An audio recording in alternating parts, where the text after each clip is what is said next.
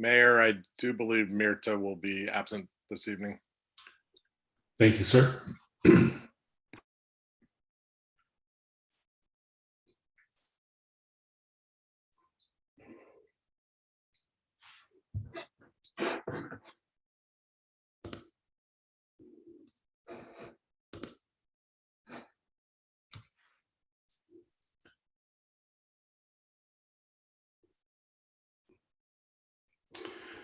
And it is 6 o'clock, and I will call the Missoula City Council meeting of May 17th to order.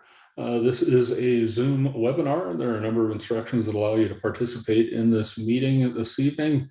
Those are on your screen now. If you're participating via a computer and can see the screen, if you're dialing in, you can certainly participate as well. You're raising your hand by pressing *9 and muting and unmuting using *6, and I'll recognize phone callers by the last 4 digits of their phone number. I will note for the record, it appears that Ms. West, Mr. Hess, and Ms. Becerra and Ms. Anderson are absent. Mr. Hess is here, my apologies. All other council members are present. We have minutes of the meeting of May 10th, and without objection, they'll be approved. Right, seeing none, we will move on to our schedule of committee meetings. Ms. Rabine.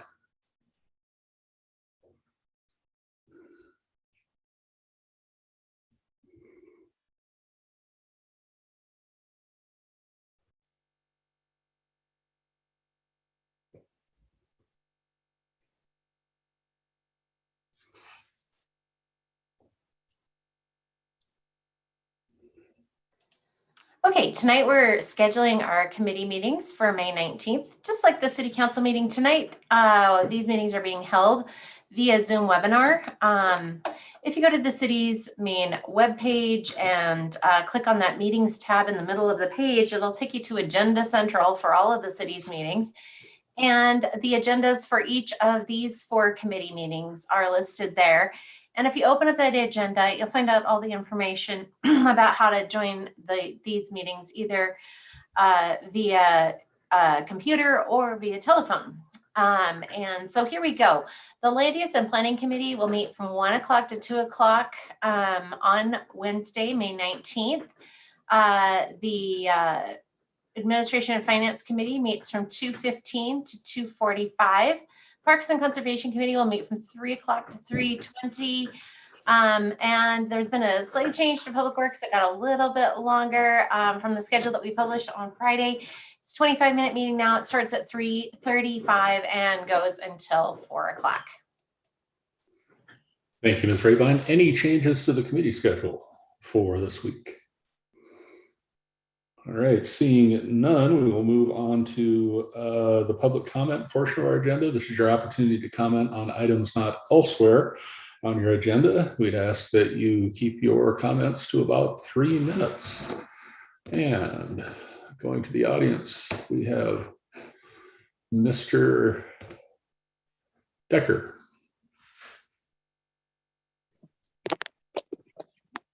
Thanks, Mayor. My name is Josh Decker. I'm a resident of Ward 1. I don't need to tell any of you that Missoula is in the midst of a housing crisis. I'm calling to, at this point, beg you to take immediate action on some things that can stop the occurrence of what amounts to evictions. Month-to-month leases are being terminated at an alarming rate in town. And rents are being raised at a rate that amounts, the rent increases amount to an eviction themselves. Some folks are facing 20, 40, 60, even 100% rent increases with 30 days notice. And that is an eviction for a Missoulian that's himself a member of the working class. I would beg you to implement strict, harsh, and restrictive regulations on Airbnbs to increase the housing stock. I would beg you to rework the operating procedures associated with TIF funding so that it is used primarily and exclusively as a source for affordable housing for Missoulians. I would beg you to implement immediate rent freezes and rent control.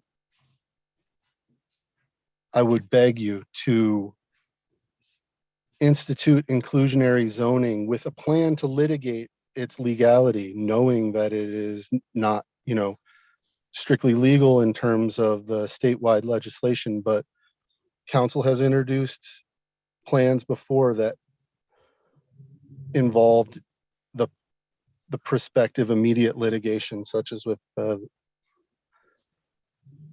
board president von Lossberg's Second Amendment restrictions in Missoula. I would beg you to eliminate previous criminal history as a disqualifying factor for folks seeking rentals. If folks,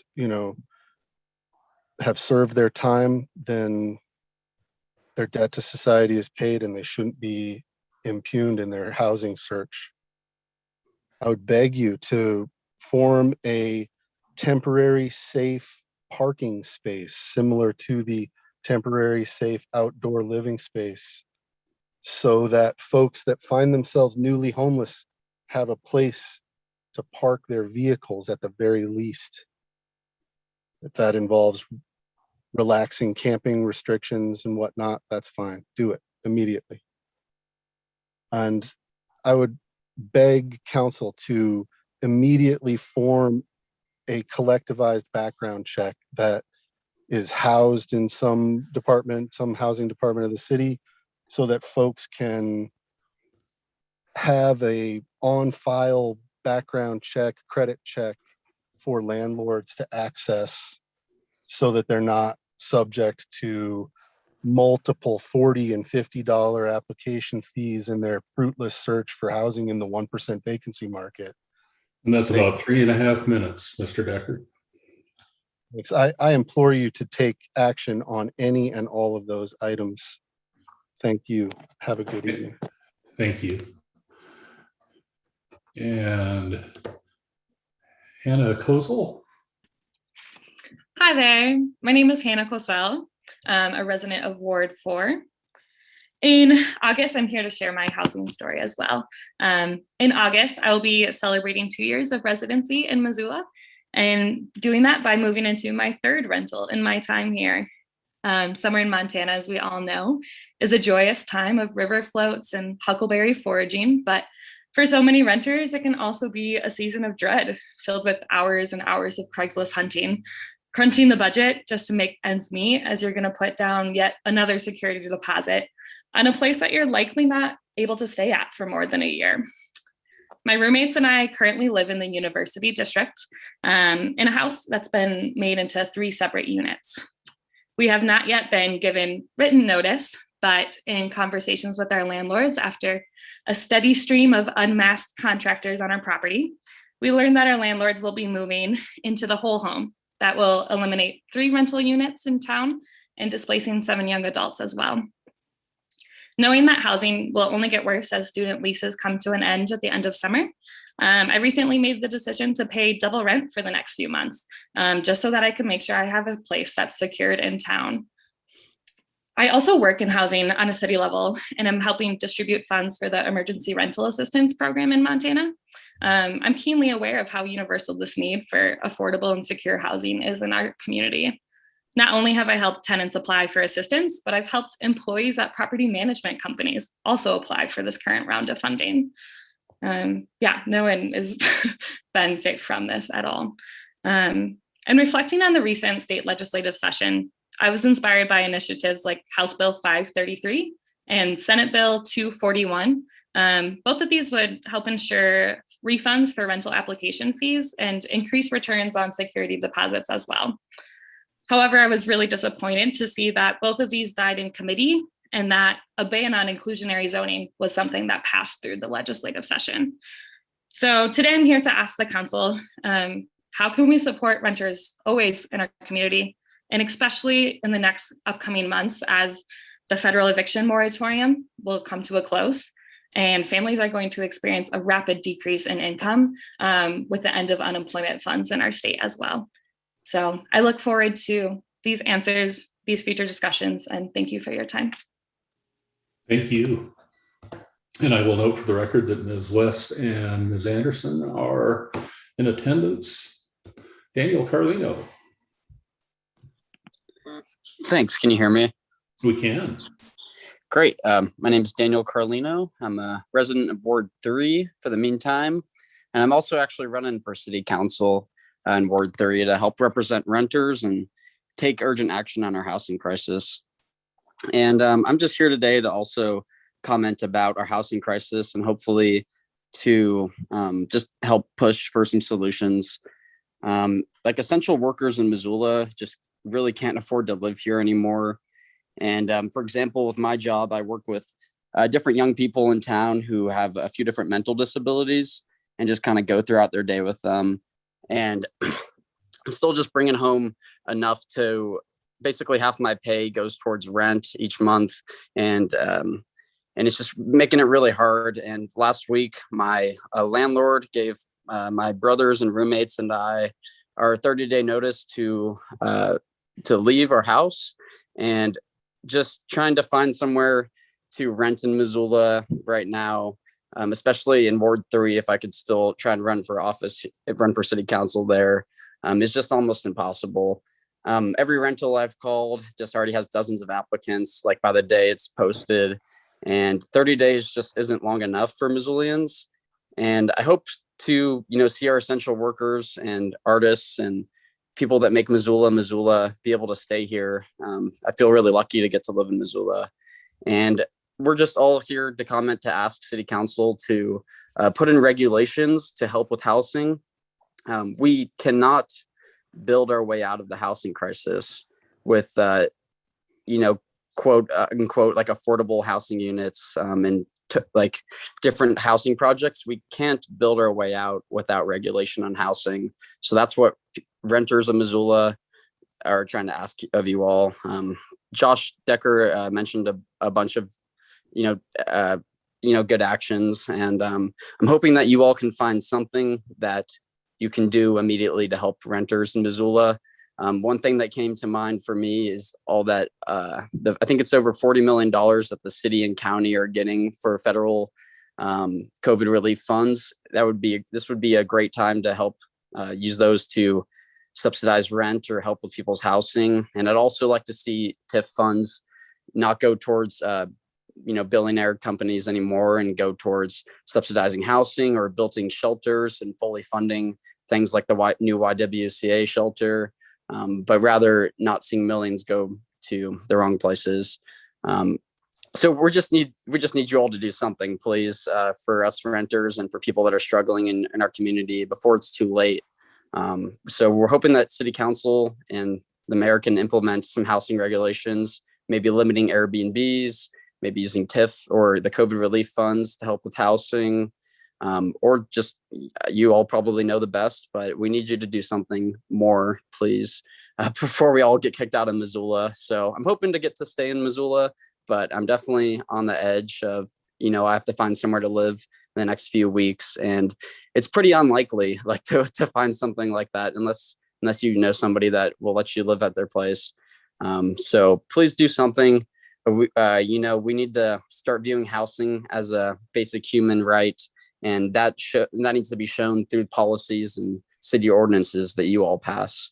So let's please not let the greed of landlords and the greed of developers take over our city and drive out the people that make Missoula. I know we all love this place, and I would really like to see us do something, to see you all do something to help with housing before it's too late. Mr. Carlino. That was 4 minutes. Thank you, Mr. Carlino. And Maggie Bornstein. Awesome. Can you hear me? We can. Thank you. Thanks. Yes, my name is Maggie Bornstein. I'm a Ward 1 resident. I specifically live in the downtown area, not the Rattlesnake. I would love to share my experience a little bit as a renter and as well as someone who has experienced gender-based harassment, and to bring some light to how those things overlap in Missoula's housing crisis that face so many of us. I am a young woman who lives alone, and earlier this year, I was pretty seriously harassed by an adult male neighbor. I had a peeping Tom. I was screamed at. My door was constantly banged. I received very unwelcome letters.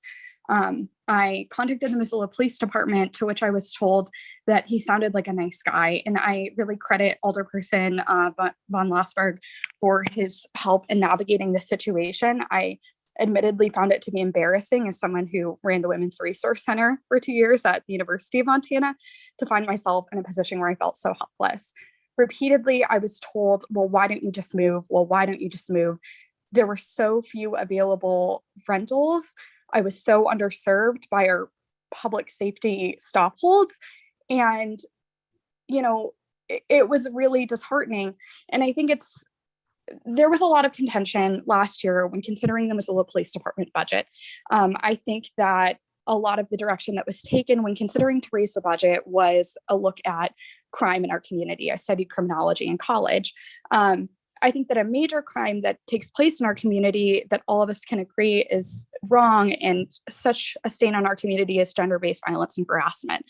And I think I come to you just so disappointed as someone who felt so underserved, who has been in that position, whilst I also witnessed throughout this past week the raids that took place on Broadway Island for our neighbors who are living unhoused. And I think that, unfortunately, I feel like people who experience gender-based violence and harassment have been scapegoated, not just in Missoula County, but across our country, to elevate police budgets when people in those situations can't count on them to protect them and keep them safe. And I really do acknowledge the wonderful work that has been done through TIF with the YWCA, with the Poverello Center, with a bunch of collaborative community partnerships. But I just come with the thought that it feels very disproportionate, the amount of funding that's being spent. And I think that we're digging ourselves in a deeper hole, incidentally, when we incentivize development. People in my neighborhood are being priced out of our rentals, making us predisposed or vulnerable to homelessness. And even if we got a job at one of the developments, for example, in my neighborhood, it looks like hotels, but it looks like a lot of things in other neighborhoods.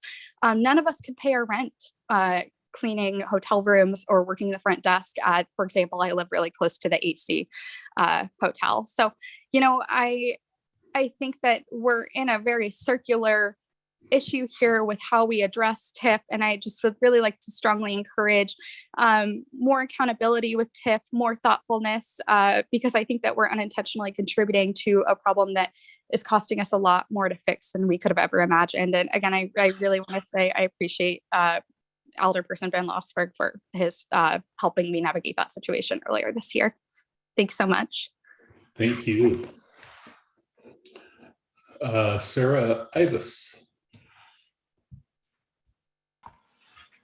Hi, my name is Sarah Ibis. I'm a resident of Ward 6. I saw on today's agenda that housing was on the agenda, and given our city's emerging actions against people experiencing homelessness, I thought it was a good time for me to make my voice heard. I'm specifically offering comment on actions taken on May 11th and 12th by the Missoula Police Department and Missoula Parks and Rec. On these days, people experiencing homelessness were forcibly removed from encampments along the islands on Broadway Avenue. The action was taken without consult or support from community organizations like the Hope Rescue Mission and the Poverello Center. It is shameful to hear that Missoula Police Department resorted to using force, specifically shooting at least one person with rubber bullets and destroying the belongings of many other people. It is unsurprising to literally anyone that the people involved were angry and acted as such. It was a very human reaction to public officials acting in a dehumanizing way, and it was a very human reaction in the face of loss, displacement, and powerlessness. While there is a definite need for solutions that offer safe spaces for people experiencing homelessness, I cannot stress enough how villainizing and dehumanizing the city's actions and language has been over the last week. Mayor Engen's office has said that these actions were taken for the public good, but it appears to be a heavy-handed attempt at protecting his TIF-funded park project, not because the mayor actually cares about the health, safety, or well-being of people on the island. Mayor Engen has specifically shifted blame to the Missoula Police Department and to Missoula Parks and Rec, but it is his office and this council's responsibility to offer a just solution for what happened. I'm requesting formal follow-up from this council or from my specific council member, Ms. Vaseka. Specifically, I want to know what was the involvement of the mayor's office, who authorized Missoula Police Department and Parks and Rec to take this action and to use force. What portion of the current city and police budget is set aside for forceful removal of homeless encampments? Was homelessness in Missoula used to increase police budgets? Why were vested organizations like Hope Rescue and the Poverello Center not involved? And finally, who is working to seriously address Missoula's housing shortages and provide long-term shelter for people experiencing homelessness? Thank you. Thank you. And Kenzie. Hi all, can you hear me? We can, thank you. Brilliant. Hello, my name is Kenzie Carter. I am a resident of Ward 3. And I am just here to chat. As has been the theme of the evening, I'm here to talk about housing. I know that Missoula faces a housing crisis. I've been dipping my toes in the world of affordable housing over the past 6 months and have been rapidly absorbing the infinite amount of information that there is. It seems to be never ending, and I am really appreciative of everyone on this call and off this call who's helped me kind of figure this stuff out. That being said, the housing crisis is doing one of two things to our renting population. It's either actively displacing members of our community due to rent increases and lack of livable wages, or it's holding members of our community hostage in barely affordable and often undesirable and/or dangerous living conditions due to the fear that they won't be able to find another place to live in this like wonderful mountain town that we call home. I have been a renter facing uncertainty. My rental was sold out from under me a couple years ago without much warning, and searching for housing even then was utterly soul crushing. I'm currently in a stable, though undesirable position housing wise, but I do not take that for granted and know that if I suddenly needed to find housing, I simply wouldn't be able to. I also understand that there are measures being taken by the city to address the crisis. I'm really genuinely thrilled about the Affordable Housing Trust Fund and the Resident Oversight Committee. Those are heartening actions that will doubtless have positive impacts on the housing situation. And I'm also aware that TIF has been used, as Maggie and Daniel noted, for some housing pushes with the POV and the YWCA, and I'm appreciative of those. I'm also aware that most landlord-tenant law lives on the state level and it's difficult to navigate as a municipality. However, I would encourage you, beg you, as Josh did, to think creatively and with untethered imagination when it comes to our housing crisis. I know that some ideas were listed earlier, and I am also appreciative of Alderperson Merritt's interaction in a Facebook thread that I was privy to. It was encouraging to see that interaction. Anyway, thank you all for listening, and yeah, that's all. I'll leave you be. Thank you.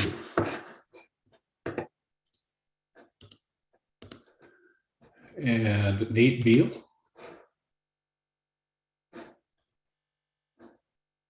Hi, can you hear me? We can, thank you. Okay, thank you, Mr. Mayor.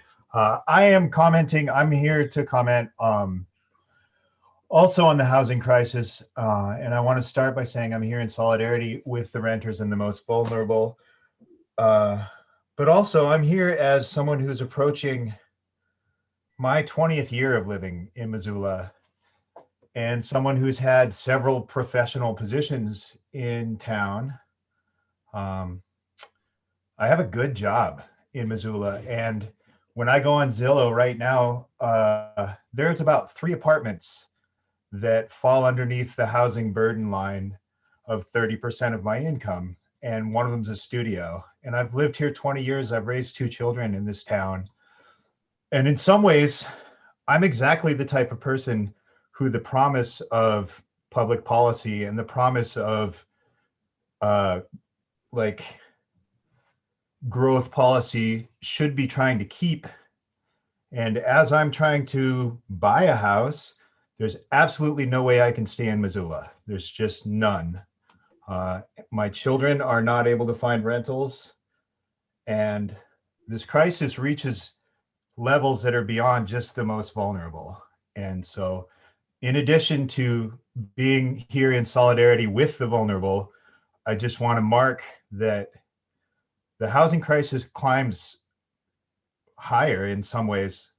Not that it's any bigger priority, but without some sort of drastic action and soon, people who have been here for decades are not going to be able to continue to be here. Like, I have a roommate, I have a professional position, and I can't afford to live alone right now, much less my children being able to find reasonable accommodations.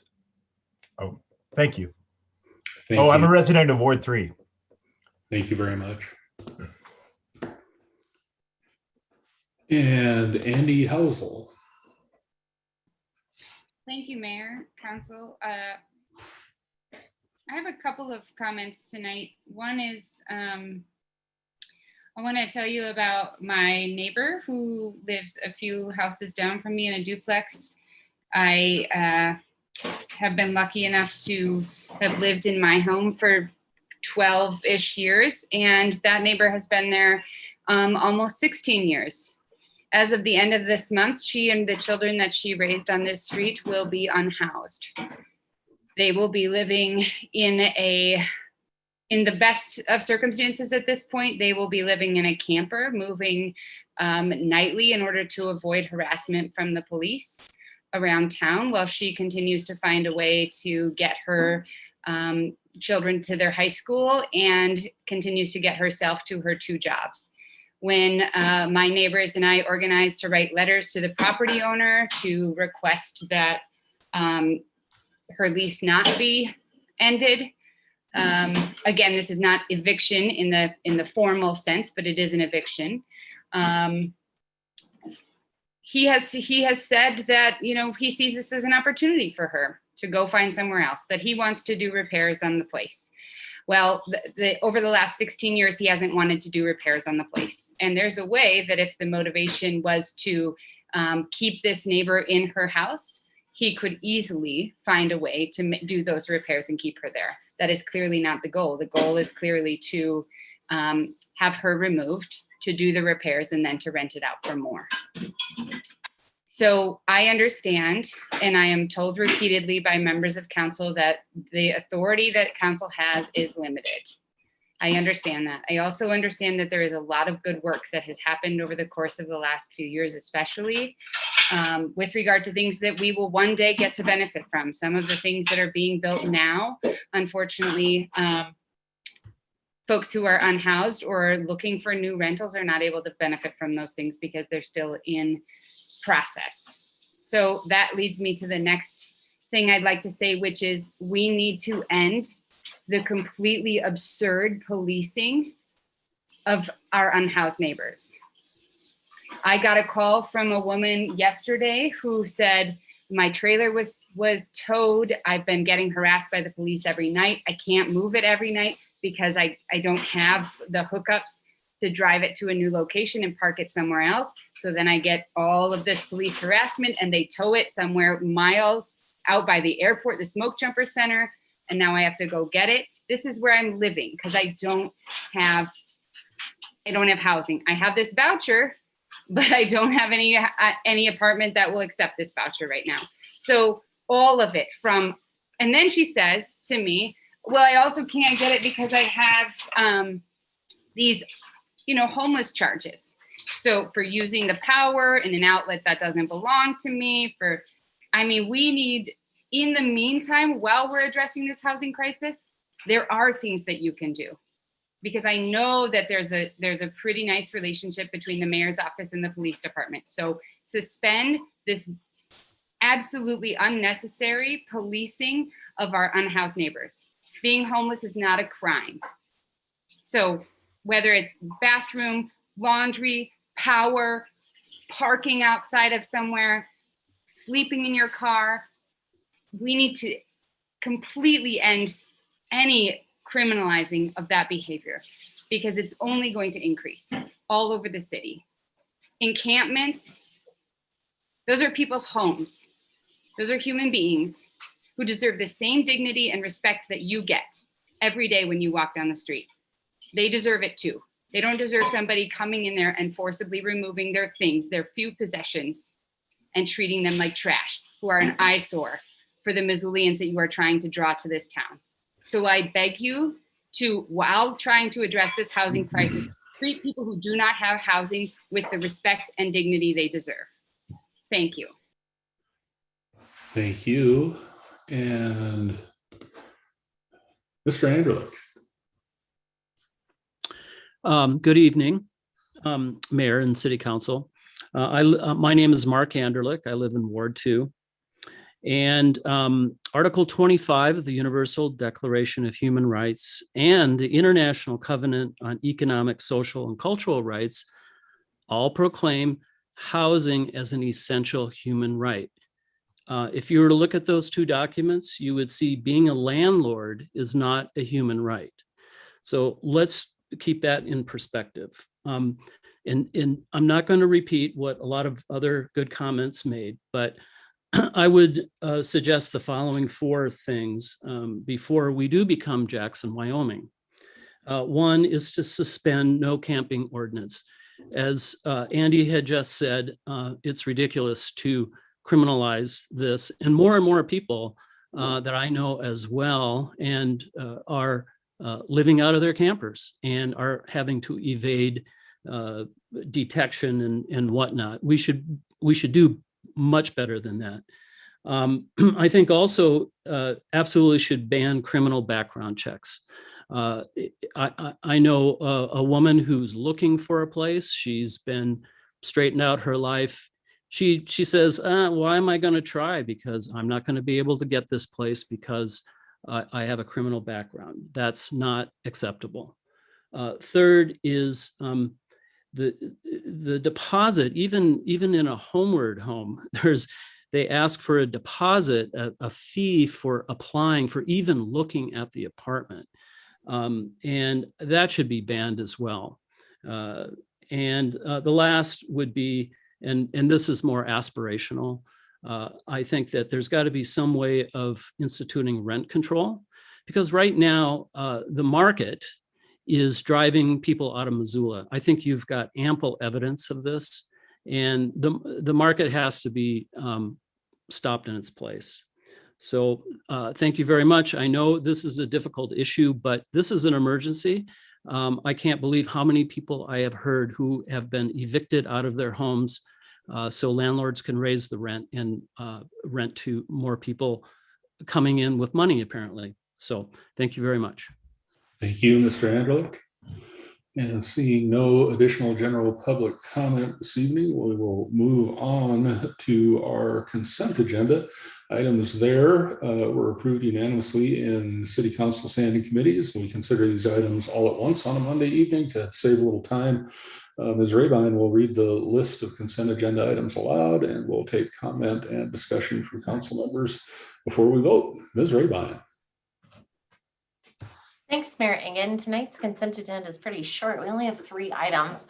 The first is to approve the city's accounts payable for checks dated May 18th, 2021 in the amount of $879,320.62. Number 2 is to confirm the mayor's appointments to the Affordable Housing Oversight Committee as follows. Jerry Stiffarm as a community member with a term to be June 1st, 2021 through May 31st of 2024. Misty Brown as a housing nonprofit member with a term to begin June 1st of 2021 through May 31st of 2023. Riley Jacobson as the first alternate with a term that also begins on June 1st, 2021, and that one ends on May 31st of 2022. And finally, number 3 is to confirm the mayor's appointment of James McKay to the Downtown Business Improvement District as a representative for Zone 2 for a term that begins on June 1st, 2021 and ends on May 31st of 2025. Thank you, Ms. Rabine. Questions or comments from council members? Mr. Ramos. Thank you, Mr. Mayor. Can we please divide the question and vote on item 5.1 separately due to another $20,000 going to Perkins Coie for the water litigation? Yes, sir. Thank you. Seeing no additional comments, anyone in any of the attendees care to comment on consent agenda items? And seeing no hands up there, we'll have a roll call vote on item 5.1, please, Ms. Rabine. Okay, that is the accounts payable. Consent agenda item number 1, Anderson. Yes. Contos. No. Harp. Yes. Hess. Yes. Jones. Yes. Merritt. Yes. Ramos. No. Cheryl. Yes. Vasika. No. Von Lossberg. Yes. West. Yes. And would any of you like to change your vote? That is 8 ayes and 3 nays and 1 absent. And item 1 is approved. And on items 2 and 3, please. On the rest of the consent agenda, Contos. Yes. Harp. Yes. Hess. Yes. Jones. Yes. Merritt. Yes. Ramos. Yes. Carroll. Yes. Vasika. Yes. Von Lossberg. Yes. West. Yes. Anderson. Yes. Vote on that is 11 ayes and 1 absent. And the consent agenda is approved. We have no comments from city staff, boards, commissions, authorities, nor the community forum this evening, nor do we have any special presentations. We do have a number of public hearings, and state law and our own council rules set guidelines for gathering public comment in a formal way on a variety of issues. And following a staff report on these items, council will have an opportunity to consider the merits of the motions. In COVID and likely beyond, we will continue to hold these public hearings open for a week so that folks may comment beyond this evening. And council will take final action on these items, generally speaking, at their next regular meeting.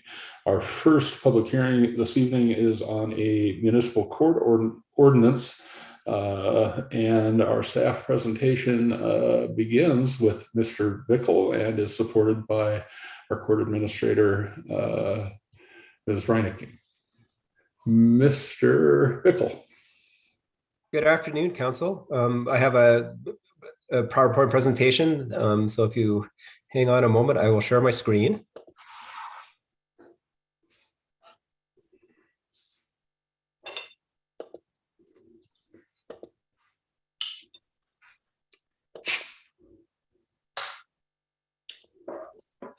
And you're seeing the presentation, yes?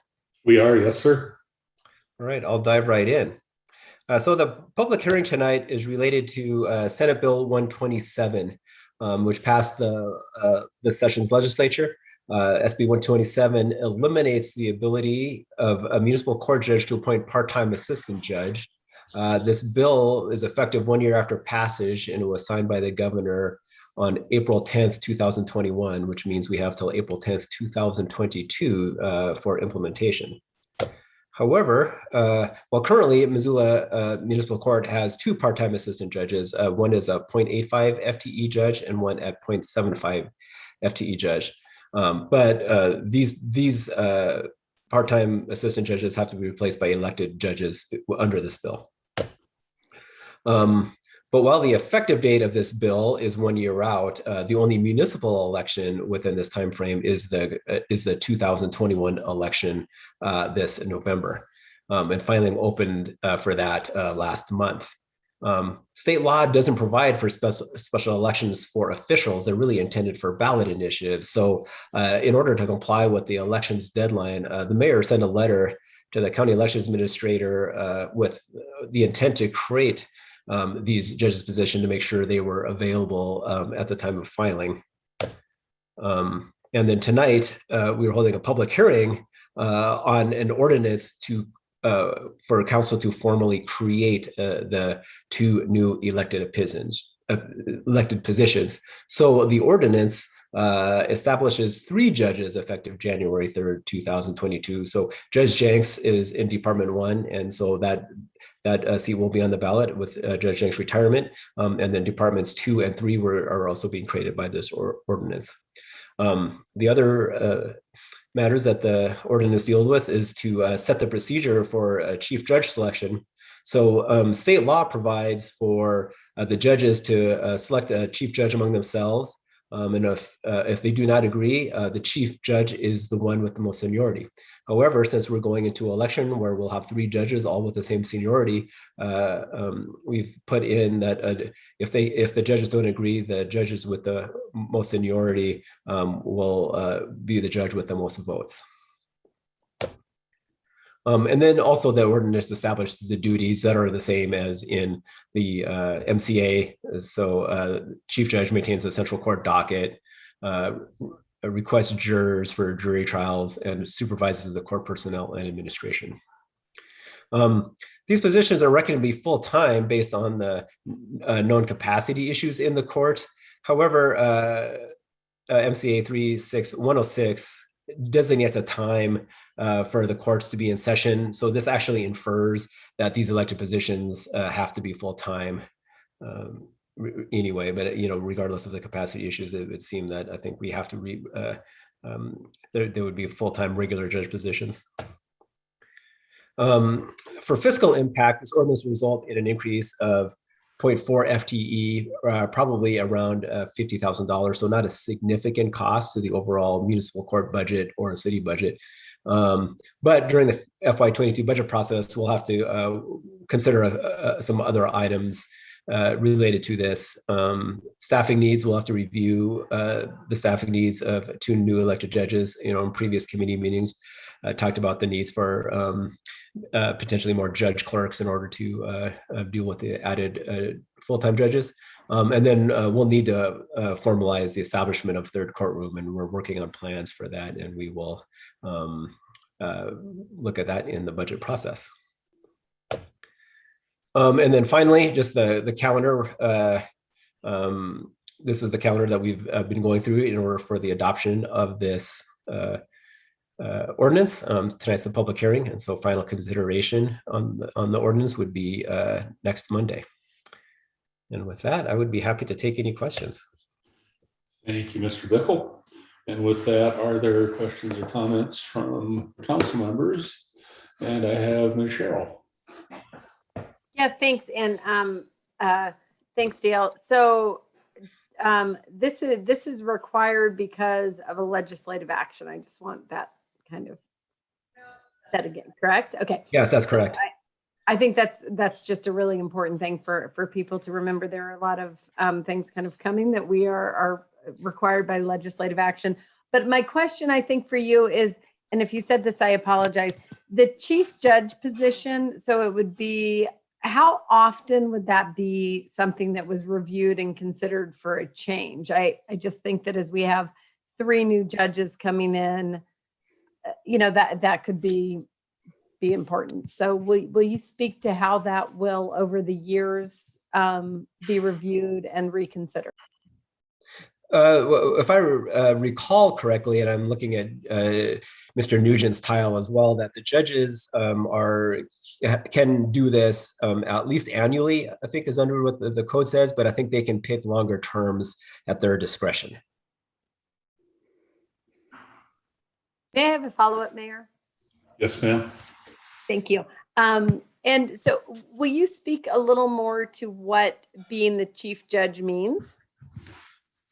Well, the chief judge, among the things that they do, they set the dockets, call for the juries. But the big part is really, I think, is the administration of the court personnel. So the chief judge will be essentially the head of all of the personnel and administrative matters,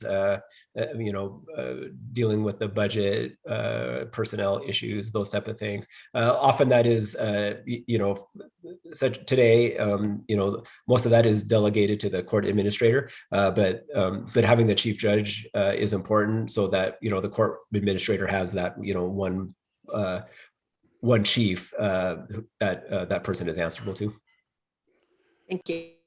And I will tell you that this ordinance is crafted based on some experience.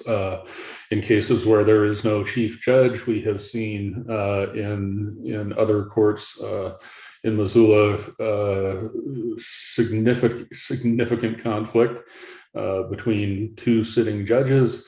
It creates tremendous stress for staff. It's inefficient, ineffective, and very painful. And this is already complex enough by virtue of the fact that we have a branch of government that is supported by a general fund budget that is controlled by another branch of government. Yet we have some limited ability to influence how that branch of government operates. So this is about as clean as it gets, I think, in terms of being able to appoint that chief judge and having that single point of contact and executive authority in the court. Ms. Merritt.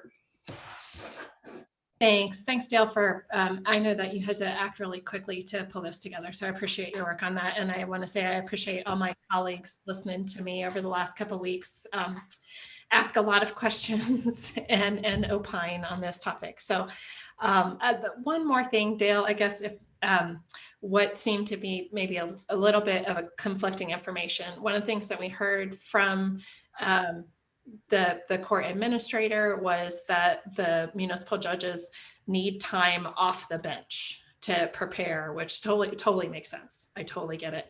And I'm just trying to put that together with the information that you just gave us about how state law says that they have to be on the bench from 9 to noon and then 1 to 4 every day. Is that a limited amount of time enough for the needs that the court administrator was talking about? I really can't speak to that. I think Tina is a panelist and she might be able to answer that question. But that, so I really don't know how that requirement works relative to, time to prepare and those type of things. Maybe I could just add a little bit more framing around my question, if I could, Mayor. Just to say, is it our anticipation that all 3 of the judges are going to be on the bench for those hours every day of the week, every operating business day? So I think that Ms. Reinecke can certainly clarify for you. I think court needs to be open. I don't think that judges are on the bench all of that time. But Ms. Reinecke, you can fill in blanks because you know what you're talking about. Sure. In an ideal world, we would have all 3 judges on every bench every day. Staffing that will be a bit of a challenge because it also involves city attorney. That if a judge is in a courtroom, we may need the city attorneys in there. Right now, the way we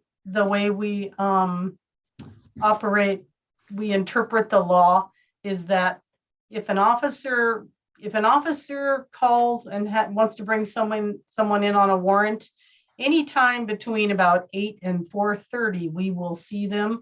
If we don't have a judge on the bench right at that minute, we will see them. So what we do anticipate is 3 judges with 3 benches, that those courtrooms will be booked. Right now, the way the courts are calendared, we do not have enough time on the calendar for people who just want to come in and see the judge on the ticket they just got. Right now, those initial appearance walk-in times are very limited. A person can only come in Monday morning, Wednesday afternoon, or all day Friday. And for a lot of people, that is just not enough time. So we have needed full-time judges for a long time. So it's a bit of a painful move figuring out where to put all of us. But in the end, it will definitely, we are at capacity now, and we have a big caseload to move forward, heavily impacted by COVID. During COVID, if people failed to appear, we did not suspend their driver's licenses for failing to appear, and we did not put out arrest warrants. As we return to normal or a version of hybridized normal, we will start taking some activities on those fail to appear to get people into court to resolve their case. Ms. Merritt, is that great? Ms. Jones. Thanks. Dale, I just wanted to kind of clarify a little bit. I've been on council for 6 years. I know there's a couple other counselors who've been on this is their 8th year. And during my time on council, I've seen the court gradually expand, and I think we've tried to be super careful with taxes, of course, and that's why we've had these part-time judges as we were expanding very carefully, trying to accommodate the extra needed capacity. But with the legislative changes, we're past that. We can't have part-time judges, so we're put in a position where we had 2.6 judges and we're going to have 3.0 judges. And so we don't get to try and tailor that budget. We just have to go with 3 at this point based on the legislative action. Is that right? Yeah, I mean, I think there could be an argument made that council could say that we're only going to add one more judge, but I would really caution that, because I think we would the volume in municipal court is such that I don't think 2 judges could accomplish it, and there then we'd start getting into issues of not staying compliant with the law related to speedy trial and those type of things.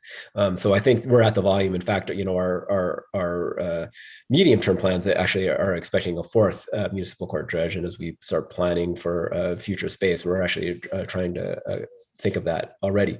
One of the things that, while we're looking at it'll be general fund funded and primarily property tax funded.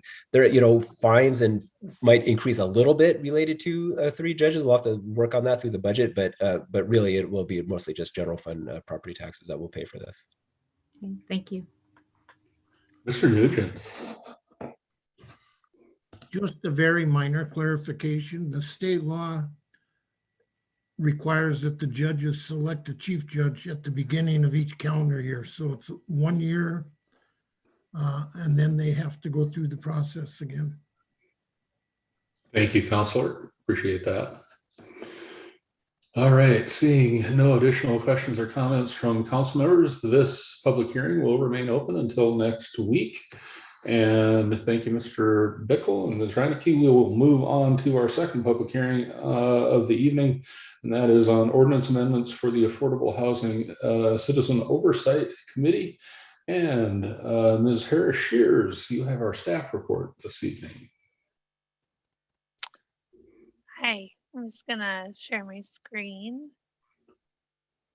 Let me figure out how to do that.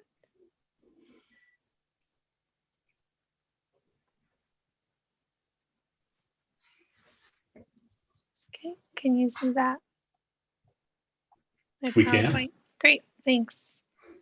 Thank you. I appreciate being here to walk through a few key opportunities to strengthen section 3.24.80 or 0.080 of ordinance 3.6. Getting all my decimals mixed up. Excuse me. Ordinance 3663 the Affordable Housing Trust Fund, which pertains to the Affordable Housing Citizen Oversight Committee. First, I'd like to thank Marty Rabine, the city clerk, for her guidance and advisement on the best way to move forward on the challenges and opportunities we've identified that I'm sharing with you tonight. So just a brief background, the Affordable Housing Trust Fund was adopted by ordinance in July of 2020. And the ordinance outlines, among other key elements of the trust fund's foundation, the structure of the oversight committee. And a primary focus since the adoption has been seating the oversight committee through a process that involved the public and upheld the values reflected in the ordinance and resolution, that the committee will include people who reflect Missoula in a diversity of race, experience, economic condition, and housing backgrounds. We held open recruitment for 5 weeks in January and February, marketed broadly, and received 44 applications, demonstrating in part how invested Missoulians are in being a part of solutions to our growing and changing housing needs. A subcommittee of the Committee of the Whole was established to conduct interviews, and I want to express my appreciation and gratitude to Councilmember Jones, Councilmember Becerra, Councilmember Merritt, and County Commissioner Slotnick for their investment of time over 6 weeks to conduct 33 interviews. Throughout this process, we've identified a few key opportunities to strengthen the ordinance as it pertains to the Oversight Committee. The 3 key opportunities are that the original ordinance language precludes alternate members from voting when a regular member is absent or a position is vacant. That term start dates were set to begin in January and end in December, which significantly limits appointed members' terms with spring appointments. And that the number of community member positions was set to 1 and does not reflect the community interest and application responses we received during recruitment. We're proposing 4 changes to section 3.24.080, and the changes are as follows. The first change is to structure alternate positions as alternate 1 and alternate 2, and allow alternates to vote when a regular member is absent or a position is vacant. This change is found in subsection A. The second change is to set terms to begin following appointment and expire in alignment with the term limit, and this change is found in subsection C. The third change is to add 1 additional community member position, which will increase committee membership to 12, with 10 regular members and 2 alternates. And this change is found in subsection A and B. And finally, we're proposing to change the name of the Oversight Committee to the Affordable Housing Resident Oversight Committee to reflect our inclusive values and be representative of the full community. And the name change is found throughout the amendment document. And if the amendments are adopted, the committee membership requirements will change as outlined. The committee member roles will increase to 12 total, with 4 community member roles, 2 of whose households are currently receiving or have in the past 2 years received some form of assistance in securing or maintaining their housing. And if adopted, future appointments will be made as follows. City Council will appoint 5 members, 4 regular members, and the second alternate. The mayor will appoint 3 members, 2 regular members, and the first alternate. And the Board of County Commissioners will continue to appoint 1 member. And the ordinance timeline is outlined here with the public hearing today and the final consideration on next week. And the proposed motion is on the slide. I'm happy to answer any questions. Thank you, Ms. Harris-Shears. There are no hands up in the attendance. A number of council members are worried that I neglected to ask for public comment on the previous item. Again, there were no hands up, so went straight to council questions. Council members have questions.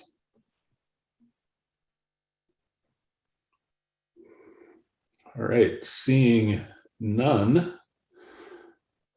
we will take this item up for final consideration next Monday evening, and the public hearing will remain open. Our third public hearing this evening is on request to annex and rezone Invermere subdivision phase 3A, and our staff report this evening is from Mr. DeGrandpre. Good evening, Mr. Mayor and councilors. I'm Dave DeGrandpre with Missoula Development Services. Can you see my shared screen? We can, we just don't see anything on it, Mr. DeGrandpre.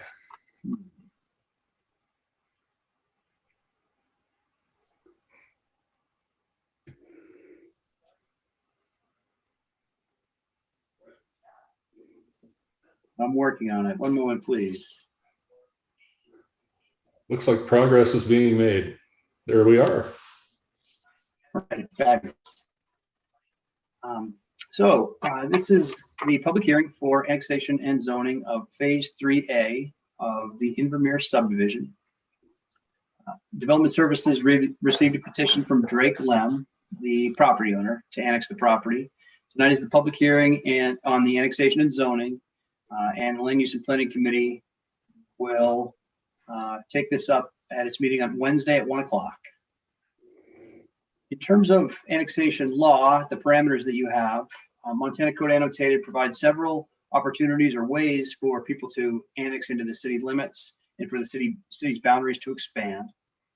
City Council has authority over all additions to the city boundaries and also may impose conditions of approval. The city must provide services to annex property in a way that's commensurate with other property within the city limits. And also, as I mentioned, a public hearing on zoning and annexation is required. The subject property itself is in a developed residential neighborhood. It's between Miller Creek Road on the east side and Linda Vista Boulevard on the west side. It's in the Miller Creek neighborhood in Ward 5. This is the fourth phase in a phase subdivision consisting of 111 residential lots. This is the last phase. Preliminary approval occurred in 1999, and all previous phases have already been annexed into the city limits. So in red, you can see the city limits. The property itself is wholly surrounded.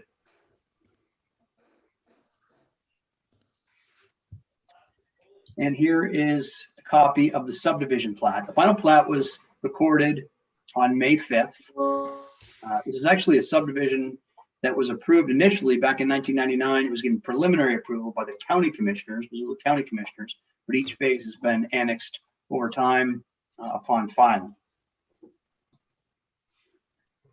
Within the subdivision, there are 19 residential lots. They range in size from about 13,000 square feet to about 30,000 square feet. Through the center is an extension of Drake Lane that connects to the existing Drake Lane, and also there's a street section called Invermere Parkway. And then there's a park located right about here, about 3.5 acres that has come in phases. The park is currently, there's an agreement between the city, the county, and the homeowners association regarding the park. There's also an improvements agreement whereby the subdivider is under contract to install improvements to the park that will ultimately be maintained by the homeowners association, but the city and the county also have authority over park improvements and can require maintenance and things like that. But there's a contract that's already in place. And all park improvements under the improvements agreement that exists have to be made by late January of next year. Similarly, there's an improvements, not all of the improvements for city streets, city water, sidewalks, and city sewer have been made to date. And there's an improvements agreement to make sure that those things happen. There's financial security that's been set aside, and this is on file with city officials and also the county clerk and recorder. And the purpose of that, of course, is to guarantee that those improvements will actually be made.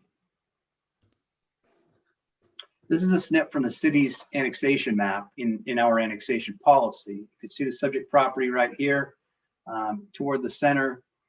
That's in annexation area A. The lighter yellow color is existing city limits already. So Annexation Area A is significant because it's an area that the city has decided largely meets the city's annexation policies. When I talk about annexation policies, we have an adopted annexation policy at the city of Missoula that prioritizes annexation of properties that are within the utility services area, which this is, that contribute to a logical growth pattern by creating orderly and contiguous municipal boundaries. And also, we prioritize properties for annexation that fill in gaps left by previous annexations. So this property meets all of those criteria. Here's a snip from the city's growth policy map. A couple of important points here. First, the growth policy designation on the future land use map recommends residential low density development of 1 to 2 acres per dwelling unit. And it also relates, or it also suggests that there are 2 appropriate zoning districts, R20 and R40. In this case, R20 is proposed for the subject property upon annexation. And the density is approximately 2 dwelling units per acre, which aligns with the growth policy recommendation of residential low density. Here is a snip of the county zoning map. You can see that the subject property is currently zoned CRR2. The county zoning and the city zoning are quite closely aligned here. The county zoning also recommends development of up to 2 dwelling units per acre on city water or on public facilities. So in this case, it would be city water and sewer. And that's just like the county growth policy and also like it's just like the city growth policy and also the city zoning. The same uses are allowed and in a comparable density. And then here's a snip from the city zoning map. You can see all the way around the property is R20. Again, that's what's proposed here tonight for the subject property. There are some open space type park areas in lighter shade here in green, but surrounding the property is R20. Again, that's consistent with what's proposed here. So under Montana law and our zoning ordinance, there are 3 criteria for annexation that you all have to consider. The city council has to consider for annexation, and at least one of these criteria has to be met. In this case, I think there are 2 that are clearly met. First is letter A, that that land uses that are comparable to the land uses authorized under the county zoning classification would be applied upon city annexation. I talked about the comparable density allowed under the zoning. Both the city and the county have they're closely aligned. So I think criterion A has been met. Also C, I showed a slide of the growth policy that recommends residential low density, 1 to 2 dwelling units per acre. And so that is consistent with the zoning that would be applied here as well.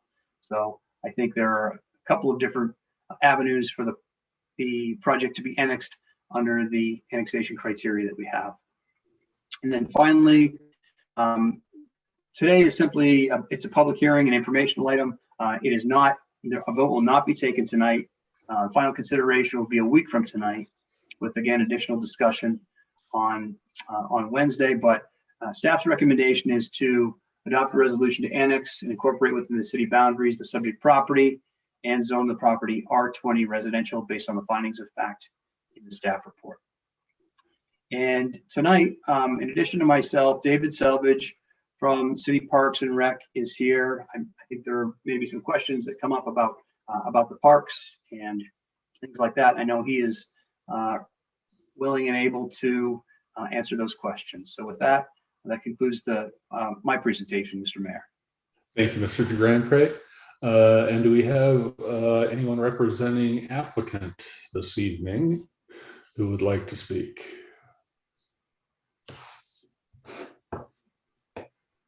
Mr. Johnson? Yeah, I am here representing the applicant, but I don't really have anything to add. Thank you. I see no hands up among attendees to comment on this proposed annexation. Questions from council members? Ms. Anderson. Thank you so much, Mr. Mayor. I realize that we will be hearing this in land use and planning on Wednesday, and so I will save the majority of my questions for them.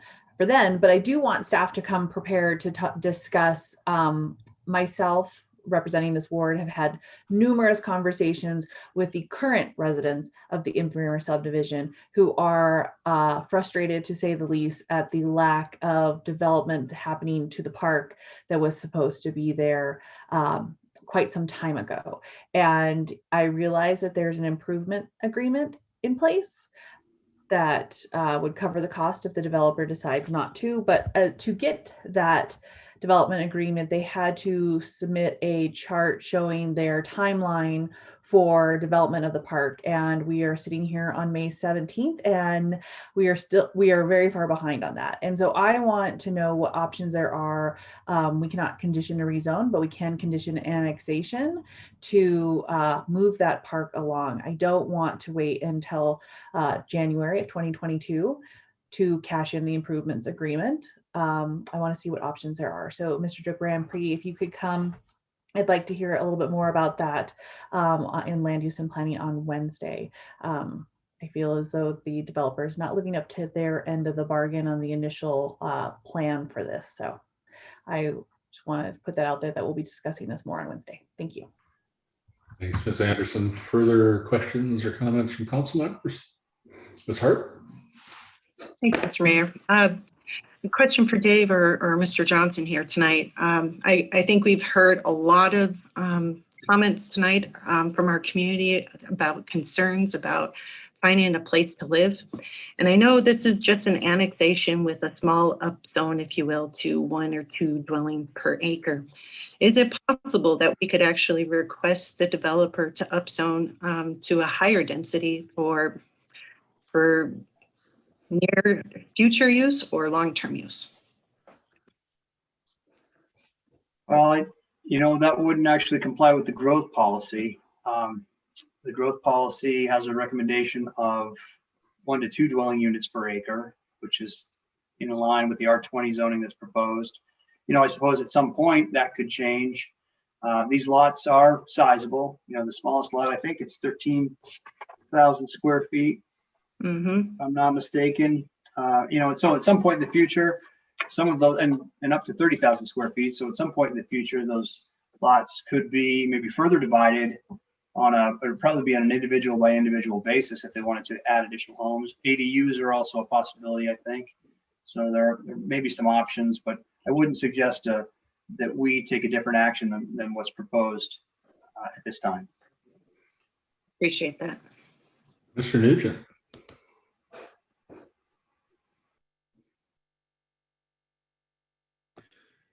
Just as further clarification for Heather, this method of annexation and zoning at the time of annexation is the expedited method of annexation that allows an annexation to occur without going to the planning board. It is possible that if you had an annexation that didn't comply with the 3 conditions that Dave identified, that you send the annexation proposal to the planning board for recommendations as to what the zoning should be. However, in this instance, I think Dave would have some heartburn also about the growth policy and how you're going to mesh that with the growth policy. But just so you know, there are alternatives. It's just this uses the expedited alternative for annexing and zoning at the time of annexation. Well, and planning board ought to have some heartburn of running afoul of growth policy, as should council. That's kind of the foundational document here, but that is subject to change. So something to keep in mind as we move forward. Seeing no additional virtual hands in the air, council will take this up again next week, and the public hearing will remain open. Thank you, Mr. Grand Prix. Our final public hearing this evening is on another annexation and zoning request. This is at Fox Den Court, and Alex Edom has our staff report this evening. Thank you very much. Pulling up the presentation. Can we see this okay? We can. And I take it then you can hear me. Great. Can we still see that? It changed on my side. Okay, perfect. Thank you very much. Good evening. My name is Alex Idem. I'm an associate planner with the Permits and Land Use Division of Development Services. And I'm here this evening to present an annexation petition that was submitted by Lynn Edens with Montana Northwest Company on behalf of the property owner, Joshua Green, requesting annexation into the city of Missoula and zoning upon annexation of Fairway View Addition Plan Unit Development for 0.2 acres of land. This annexation is the result of a boundary line relocation request through subdivision exemption between a property within the city of Missoula at 4190 Brady Court, which is also lot 3, and a property within Missoula County at 3946 Foxton Court, which is lot A1. The boundary line relocation and annexation are to resolve a current encroachment issue between the two properties. So the regulatory authority and parameters set forth today is through the Montana Code Annotated Title 7, which provides several ways to add land to municipalities. City Council has authority over all additions and may impose conditions. The city must provide services to the annexed property, and a public hearing on zoning and annexation is required. So outlined in the blue star is the subject property, which, as you can see, is on the southeastern side of Lower Miller Creek Road and the west side of Miller Creek Road. And the red areas on this map are all indicating the current boundary of the city limits. So kind of a more close-up of the project area. Outlined in the blue is the parcel, which is lot A1, and that's the current county property. Lot A1 contains 1 detached house and 2 detached accessory structures. The red outlined parcel is lot 3, which is within the city limits and contains 1 detached house. And the area identified in green is the subject property, which we're calling portion A, and that's to be annexed. And that is currently part of the Missoula County parcel. As a result of the boundary line relocation and annexation, portion A will be incorporated into the city of Missoula. Here is an exhibit just kind of more clearly showing what that means. So again, this is the county parcel right now, and this down here is lot 3, which is the city parcel. And this is the little dotted area, and this is portion A to be annexed into the city of Missoula boundary. You'll note there's a little hashed area here. That's an existing no build zone on lot 3. And there's also a no access strip, which they're proposing to extend onto portion A if annexed into the city of Missoula. So here's a snippet of the annexation policy map. The subject property is outlined in the star, and it's located in the green areas, which is annexation area A, which are areas that largely meet the annexation guidelines. And then surrounding it to the side is the yellow areas, and that's just identifying where the current city limit is. So the annexation policy is to provide for orderly development, including the efficient delivery of municipal services, and to develop and developing areas that protect public health and safety. This would contribute to the logical growth pattern. I mean, the city limits are all adjacent currently. The annexation should also comply with the growth policy, which I'll get into in just a moment. And the annexation should provide the same level of service and infrastructure as other parts of the municipality. And it should also prioritize annexation of areas that meet current city standards, including but not limited to water, sewer, and transportation infrastructure. So per the Our Missoula City Growth Policy, as you can see, the subject property is located in the yellow area, which identifies the residential low density land use designation. Areas designated as residential low density are designed to support 1 to 2 dwelling units per acre with varying parcel size. When portion A is added to the city parcel at 4190 Birdie Court, the parcel will increase to just under 1 acre, which actually will make the parcel more compliant with and conforming to the growth policy. Here's a current zoning map. The current county zoning for lot A1 is CRR2, which is a residential county zoning district. CRR2 promotes a single family residential environment in areas areas served by adequate public water and sewer systems, and promotes a residential density consistent with the availability of public facilities and with the physical limitations of the land. Specifically, plan unit development and plan variations are encouraged to further the intent of this district. And the current city zoning for lot 3 is the Fairway View planned unit development. This PUD has various sub-districts. Lot 3 specifically is located within the single-family residential, which is a sub-district that only allows single-family dwellings and accessory uses. So the proposed zoning as a result of the boundary line relocation, annexation, and zoning upon annexation, portion A, will be within the Fairway View addition planned unit development. So the zoning criteria with annexation, zoning classification at the time of annexation must comply with one of the following. And this annexation complies with A and C. So A is to authorize land uses comparable to the land uses authorized under county zoning classification that applied to the property immediately before it was annexed into the city. And this applies to this annexation request because plan unit development and plan variations are encouraged to further the intent of the CRR2 county residential zoning district. And C, be consistent with the land use and zoning recommendations for the subject areas as set forth in the growth policy. And so this criteria applies to this annexation because the proposed Fairway View addition planned unit development is in line with the growth policy land use designation. There's one condition of approval for this annexation, and that is the applicant shall file the amended plat subject to the conditions of approval for the subdivision exemption within 180 days of annexation approval. Otherwise, the resolution to annex and the zoning upon annexation of the property shall become null and void, and the property will revert to the original status in the county of Missoula. This condition came about primarily to tie the annexation with the boundary line relocation, so that when the annexation, if approved, then the boundary line relocation is approved. They have 180 days to file that amended plat. And if they do not, then this annexation will become null. And there's no action item this evening. This is here for reference. And that concludes the presentation. Thank you. Thank you, Ms. Item. And seeing no hands up in the attendees box, questions or comments from council members? All right, seeing none, this public hearing will remain open as well. We have no additional public hearings this evening, but we do have a number of items for final consideration. These items were considered over the course of the week, and the public hearing on each is now closed. Our first item for final consideration is a rezoning on River Road. And Mr. Hess, if I may trouble you for a motion. Bear with me, Mayor.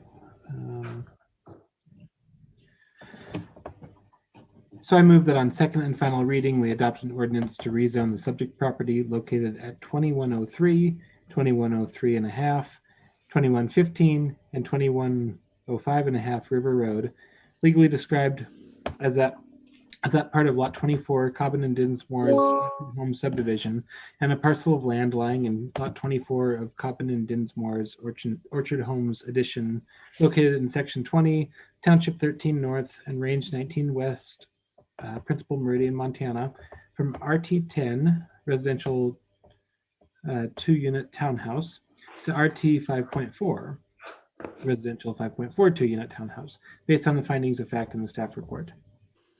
And that motion is in order. Discussion on the motion. Ms. Merritt. I just want to say I'll be in support of this motion.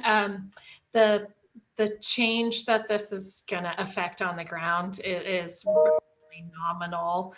A large number of the lots that are around this existing parcel are, while it is zoned RT10, those lots are already non-conforming and are much smaller than the RT10 zoning would allow. So it's not going to change very much in the way that this neighborhood has already been developing. The height limitations are the same, the setbacks are the same. So I think that this is a good application for this property, and I'm in support. Thank you, Ms. Merritt. Further discussion?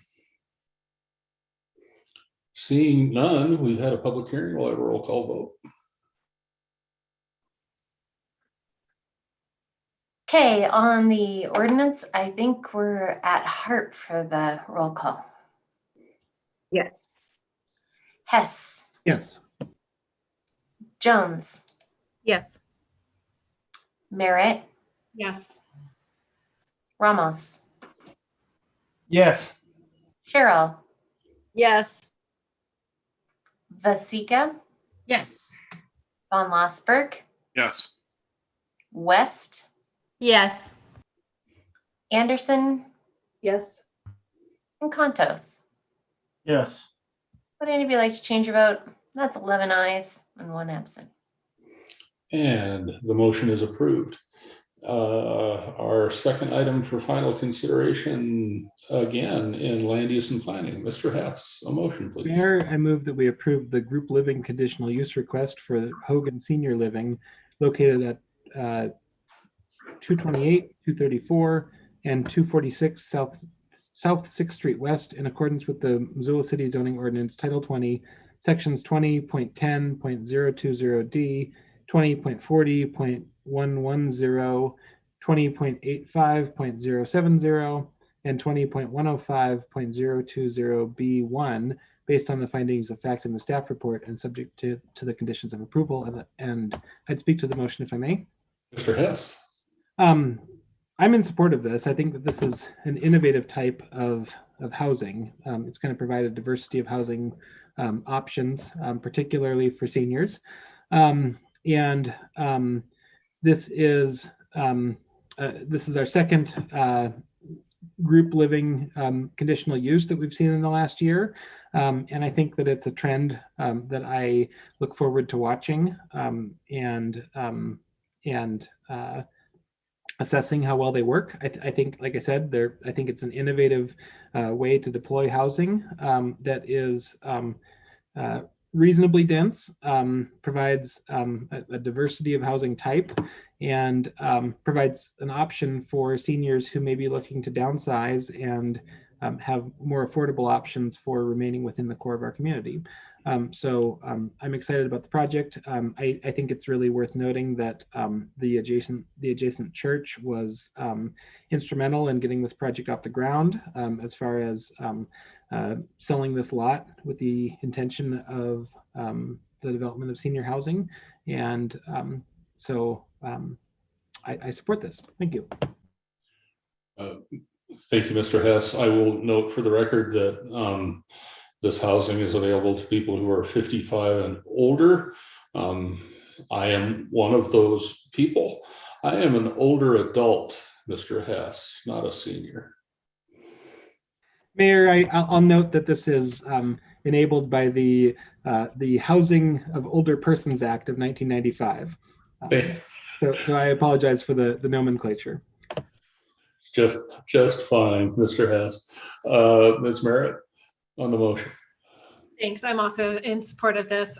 It's an innovative idea, and I want to thank the developers for bringing it. They've been very thoughtful in this development. And I also want to note the large number of letters of support that we've received from the public, which is great. A lot of times when people are trying something new in land use, that they get a lot of negative comments because people are concerned of something that's unproven, perhaps. So we've got a lot of great feedback from people, and I appreciate that. Ms. West. Thank you. I am also in support of this project and will echo much of what has been said already. I think we have in the past gotten at least annual updates from the Missoula Senior Center, and we are often we are aware that our community is aging and that there are limited housing options for folks who are older persons, we'll say. And I think this is a really innovative way to bring a new housing type to the market and hopefully build community and support folks. And I also just wanted to mention that the developer deconstructed most of the buildings that have been removed from the site thus far. And I just wanted to highlight that because it's, I think it's important and it meets our goals, and I want to applaud them for doing that. Thank you. And Ms. Jones. Thank you. So this is in my neighborhood. It's just a few blocks from where I live. There has been a lot of public comment. I wanted to, first of all, just say that in committee on Wednesday, we did have a big discussion regarding what the conditional use covers. The bottom line is if this changes to any type of for example, a group home that would have a special purpose, such as a health assisted facility, there will be a further conditional use hearing on it. But right now, this is for seniors, 55 and older, if their application is approved, or otherwise just people who want to live there. I too am an older person in that category. And after having spent the entire weekend on yard works, there are some very appealing things about this project. But I just wanted to address a few issues. There was a lot of public comment, and I appreciated people thinking about this, taking the time. It is a paradigm shift. This is a change. There are 6 parking spots plus 1 disabled parking spot for basically 36 units. So that is a shift, but I think it is workable with the resources in that area. I hope that the church and the Presbyterian Church has a large parking lot with, I think, 36 spaces. And I hope they have conversations with how to efficiently have a symbiotic relationship and make that work well between these two entities, the church and this group living home, which I know the church has been very supportive. So I don't doubt they can figure out some good ways of making it work so that it works for everyone. I also wanted to note that, frankly, the on-street parking simply surrounding this block is quite extensive. I think there are 10 spots simply on the corner that this building has where it sits. There's also other sections of the block north on Hazel, on the east side of Hazel. There's diagonal parking. Over on the other side of the block where Myrtle is, on the east side of the street, there's diagonal parking. So there's actually a lot of parking. There's a lot of breathing room. It will impact the neighborhood. I don't want to gloss over that. There will be less on-street parking, but I'm hoping people make it work. And honestly, I, for years now, have been talking about wanting the Parking Commission to take a holistic look at the hip strip at the University District. And as more density goes in, I think the need increases. And I hope that's a conversation the Parking Commission has at some point to make a better system for having parking for commercial entities on the hip strip as well as residential entities. So that's the future that I see there, and I hope that happens. I also wanted to comment that a lot of the public comment we received, well, some of it went to how the dynamics will work within this group living, and I don't think it's our purview as City Council to dictate who will clean the communal kitchen down the hall, but I have no doubt that the people that live there will work it out. And it'll be a new situation, but they're going to figure it out and they'll handle it. The last thing I want to say is that the reason why this is a new idea, and I think why our community and local government is so receptive to it, is because it's cheaper for people to live there. So instead of having a full apartment with all amenities, you'll have basically a partial apartment, and then some of the amenities will be communal amenities down the hall, like kitchens, things like that. So it's cheaper. And for seniors on fixed income, this can be a real bonus to be able to live in a central part of the city and pay less rent. And we certainly heard a lot at the beginning of this meeting about rental prices. So there's a method to the madness. There's a reason why we're entertaining this type of idea now, because we need to figure out how people can live and have a good quality of life in Missoula. And this is one of those ways we're going to do it. So I think we'll all be curious to see how it works out. And I'm in favor of it. Thank you. Ms. Harp. Thank you. This really is a fairly novel concept for our community. Group living may have been something from the 60s and the 70s, and here we are all these decades later, realizing that the land use patterns of the past have pushed us to the areas that we have to explore because there is no other better option. earlier we talked about a use matter that has lot sizes that are 13,000 to 30,000 square feet. And here's one in size that we're going to be talking about, hopefully housing 36 individuals. Very different kind of living arrangement. And I think this is something that from my time sitting at the piano at the Missoula Senior Center and then having conversations with those very same seniors, there are a lot of folks that are pressed to have a place that they can afford and a place that they can actually feel and enjoy one another's company. And I think this presents an opportunity for people to downsize from their homes and create and open up some housing stock for families that right now are really hard pressed to find housing elsewhere.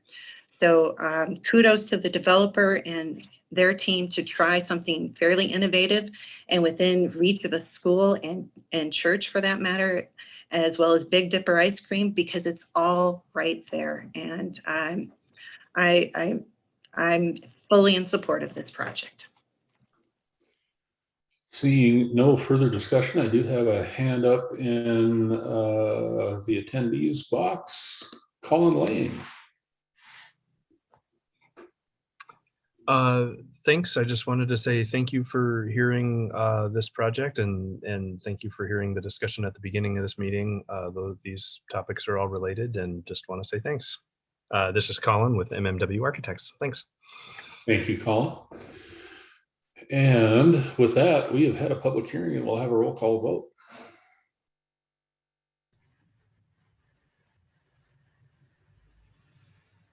Okay, I think we start this round with Hess. Yes. And Jones. Yes. Merritt. Yes. Ramos. Yes. Cheryl. Yes. Vasika. Yes. Von Lossberg.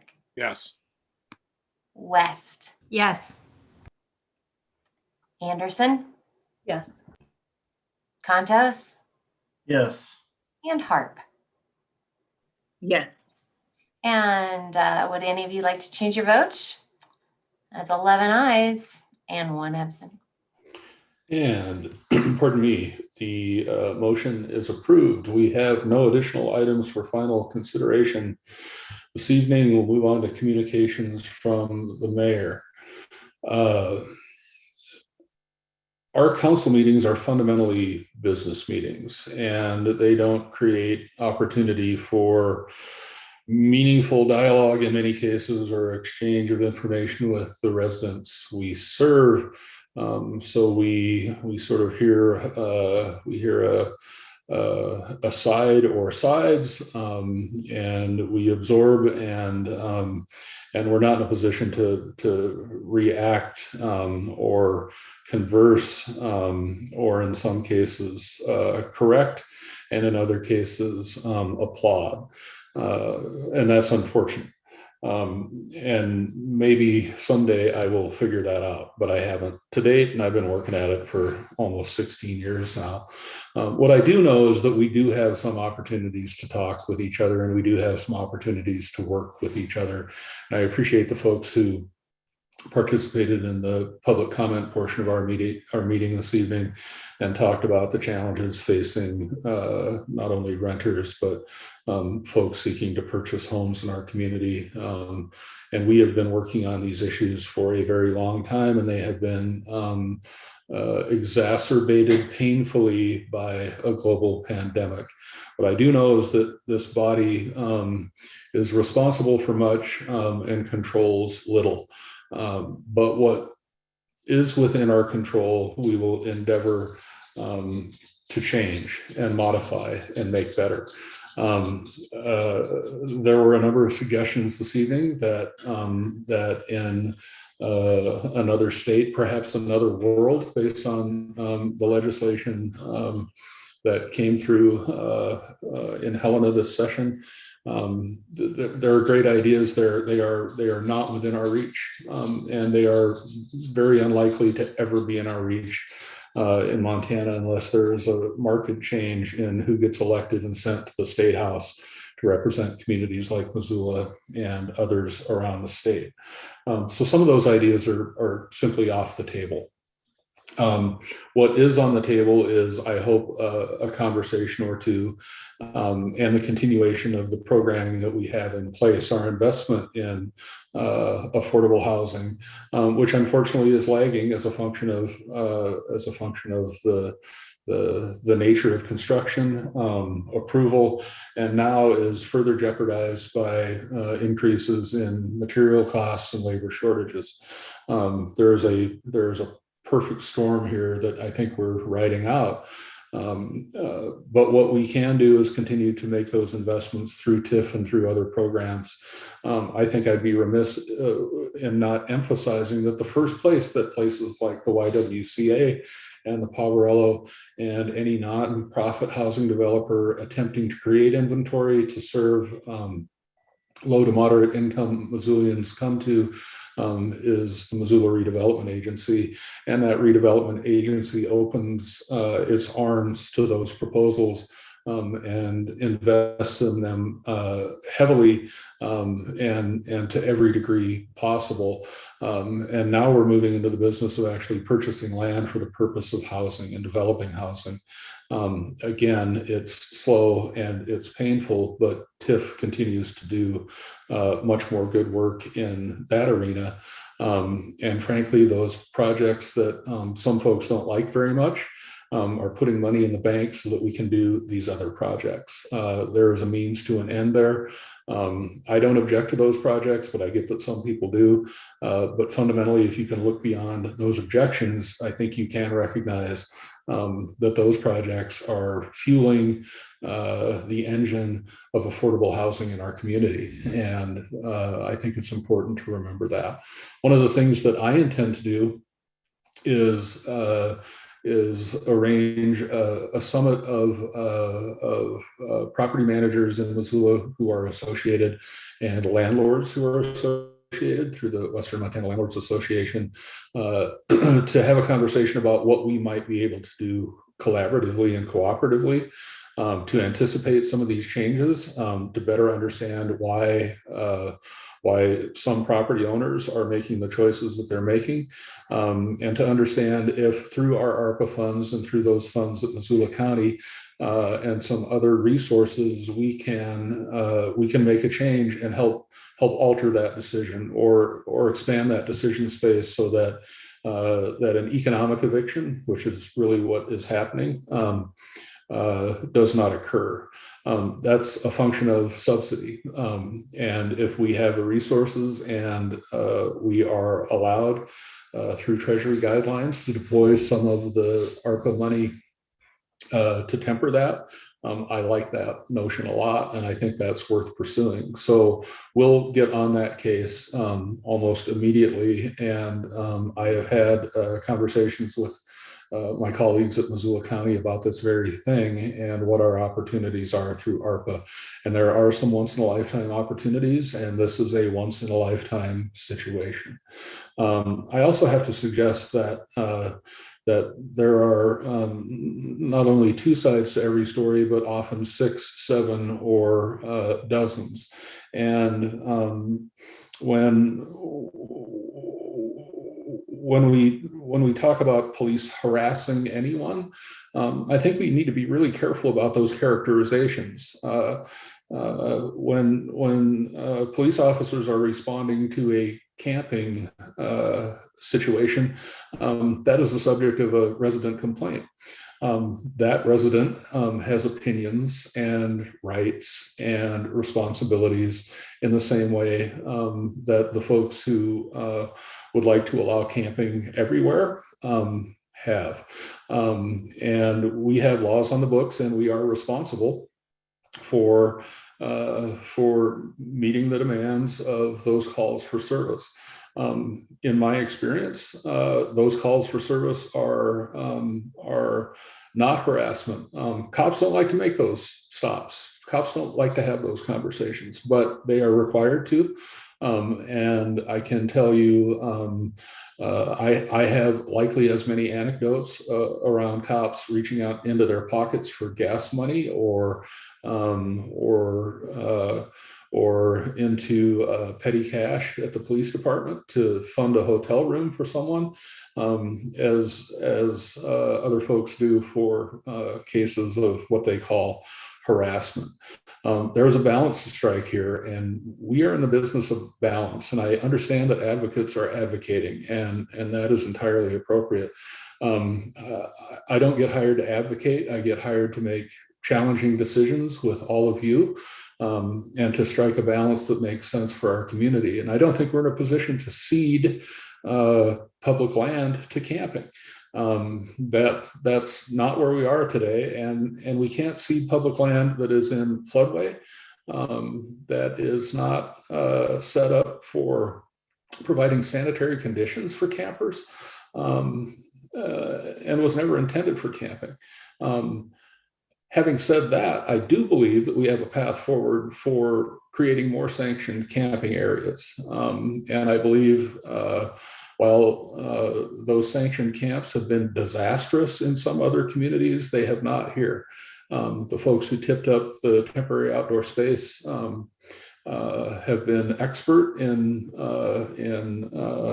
the management and operation of those facilities, and have had success in finding folks permanent housing. The way to fix homelessness is to create housing. In the short term, the best we're going to be able to do is temporary housing. In the long term, we can and will, I believe, create sustainable, supportive housing for folks who require a considerable level of service in order to maintain their lives and be safe and healthy. And in other cases, we'll work to create with partners housing that is affordable for more Missoulians. This is tough. We ain't alone. We're not the only community experiencing this crisis today. That is cold comfort, but we can also find ideas and opportunities elsewhere. And I will tell you that I believe we're much farther down a path of addressing this crisis than many of those communities are, because we've been thinking about it for a very long time. We live in a desirable place that I hope remains desirable for everyone and safe for everyone. So short version is I appreciate the comments, some of which we simply can't do, some of which we are taking to heart and will endeavor to employ. And we're going to take some new steps as well to try to put a dent in the immediate pain and suffering that people are experiencing in our community. With that, I will move on to general comments from council members, and Ms. Harp is in the top left corner of my screen where we're starting this evening. Thank you. I appreciate those comments, Mayor. I think we all know we have a huge dilemma in front of us. So I guess I kind of wonder what truly is within our power. If we don't have the ability to form magma or shift tectonic plates and create more land, and we also are limited by a state legislature that we aren't allowed to use inclusionary zoning, nor do we have the ability to step in and put ceilings on people's rents or prevent people from being evicted. So then I guess it comes back to what we do actually have power over. And I appreciate you mentioning the use of tax increment financing as one of those methodologies. But I would also like us to pursue the idea of what we can do with our own zoning as well as our growth policy. And I know with our growth policy, it was just created back in 2015, so we're only 6 years into this, but I don't know how long these policies are supposed to last before we are faced with a huge housing crisis and not do anything about it. So I would like us to really kind of think about re-examining that and looking at where there are neighborhoods that have 30,000 square foot lots, what we can do a little bit differently to make room for more people. And I think I don't know when whenever is going to be the best time except for today, and to start moving that needle forward. And I think we are woefully behind if we intend in any shape or form to really address our community's need. Otherwise, we're going to lose our teachers, our firefighters, our police officers, our baristas, our restaurateurs. All of them are within that 40 to 80% of AMI, and they can't afford to live here. And if they can't have to travel an hour each direction, woe is on us. Thank you. Ms. Jones. Thank you. Thanks. Yes, thanks for the comments, Mayor. That was well put. On a different topic for a minute, I did want to announce that there is an open house this Saturday at the Native Prairie, which is located in between the Missoulian building and the river. The open house on May 22nd, Saturday, will be held from between 2 to 4 o'clock. And we have many volunteers who diligently maintain that. And they'll be giving an open house, they'll be giving tours, talking about the different plants that are there. It's really quite fascinating. And this is a little snapshot of what our valley looked like many, many years ago, before it was developed with the native plants. So it's a special thing. And regarding the topic of the day and the topic of always, I think, on City Council, affordable housing, I appreciated the comments at the beginning of the meeting. I would say the entire time I've been on council, we've been talking about affordable housing. And I think there are many councilors who are beyond concerned about this and highly aware of the fact that we simply don't have a lot of tools to address this. And then to go through the last legislative session when we lost some of the few tools that we had, and then to see scenarios where creative ideas were floated, such as using money from the trust fund, the coal severance trust fund, to go towards housing tax credits, and seeing that shot down is just painful and beyond frustrating, and frankly, pretty tone deaf, if you ask me, of the legislature to not give us more to work with when we've had this affordable housing issue continuing to become more and more serious, and then have it simply blow up in front of our eyes with the pandemic. So I think a lot of councilors are beyond frustrated. We too would like to do a lot more, but we're going to have to focus on what we can do. And I'm a very common sense, practical person. I'm not going to waste a lot of time talking about all of the things that I can't do. I think we talk about what we can do, and I'm very glad we've got TIF and have frankly set up a strong MRA program over the past few decades. So we've got that in our back pocket to work with. And I think we're going to keep working on it as best we can. The other thing is I'm spending a lot of time on meetings regarding homeless.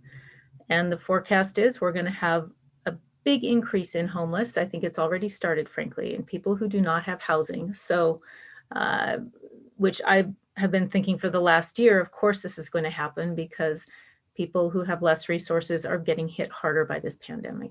So as a community, I hope we start having conversations more about, I mean, I see a lot of public comment.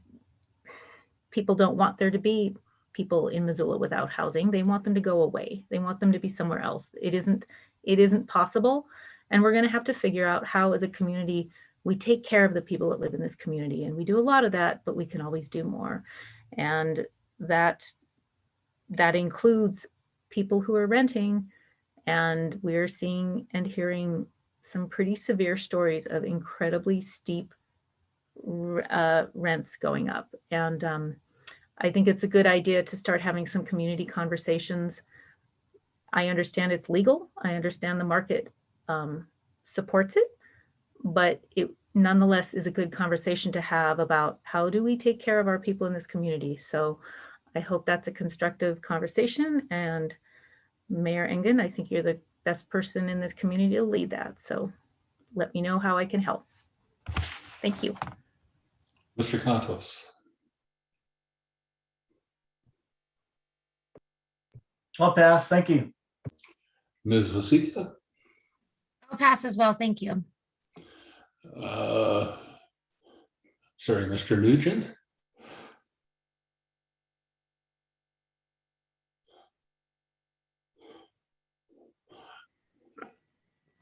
Did I get on? Okay. I just wanted, in response to Heather, the growth policy by state law is supposed to be reviewed at least every 5 years. So you do have tools available to try and keep your growth policy more current. And one of the main tools the city council has to address density is zoning regulation. So that's another area where the city council might want to give some thought. So growth policies typically are to be for 20 years, but they're to be revised or reviewed, reviewed at least every 5 years. And zoning density is a major tool that the city council has to address residential density. Thank you, Counselor. Ms. West. Thank you. Sorry, I'm going to toggle between screens here for a second. So I did actually want to reference Montana state law, which defines who has authority over landlord and tenant relationships. That was set forth in the Montana Residential Landlord and Tenant Act of 1977, and it was further I guess, refined to expressly prohibit local governments with self-government powers from basically regulating anything related to landlords, with the exception of a few things that are called out in state law. And that is in also in Montana Code annotated. And I want to bring this up because I think it's really important that people who have these stories share them in spaces and with people that can actually affect their lives for the better. And while I think it's important for all of us to be aware of what's happening to all of our neighbors, I think we are aware and we feel equally powerless to do anything about it. I think the things we do are creative and within the things that we are allowed to do. For example, we are working on creating a centralized background check system that's called out on page 40 of our housing policy. My guess, though, is that it isn't something we could make mandatory for landlords to use. I think people would have to opt in.